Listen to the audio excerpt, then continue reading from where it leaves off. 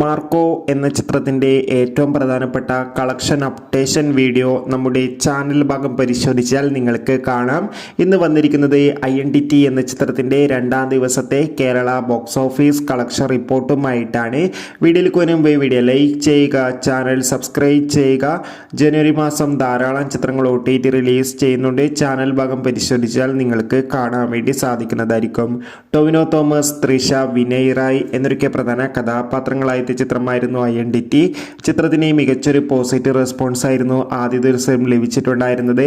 അതേ അഭിപ്രായം തന്നെയാണ് രണ്ടാം ദിവസവും വന്നുകൊണ്ടിരിക്കുന്നത്. അതുകൊണ്ട് തന്നെ എല്ലാ സിനിമാ പ്രേമികളും ഒരേപോലെ ചിത്രത്തിന്റെ കളക്ഷൻ റിപ്പോർട്ട് അറിയാൻ വേണ്ടി കാത്തിരിക്കുകയാണ്. ഫൈനലി ചിത്രത്തിന്റെ ഏറ്റവും പ്രധാനപ്പെട്ട കേരള ബോക്സ് ഓഫീസ് കളക്ഷൻ റിപ്പോർട്ടൊക്കെ പുറത്തുവന്നിരിക്കുകയാണ്. ചിത്രത്തിന് ഇന്ന് രണ്ടാം ദിവസം മികച്ചൊരു ബുക്കിംഗ് കേരളത്തിൽ നടക്കുന്നുണ്ട്.